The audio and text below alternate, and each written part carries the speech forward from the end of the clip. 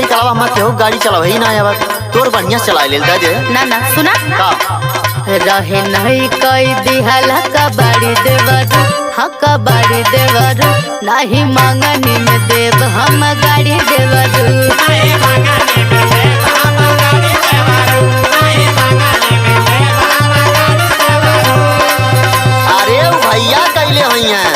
कम चलावन का दिनों रात तक तुम चलौता रहा है ना हाथ तो ढगरा के लेके जाला। अरे भौजी हम दूसरे गाड़ी ना हेलमेट लगाई चलाई ले रे अपनो सुरक्षित गाड़ियों सुरक्षित। हाँ तो चुप पे रहा। अच्छा सुन सुनावा एदा एता ना करा तू झमेल भौजी हाँ झमेल भौजी तोहरे गाड़िया में डाल दे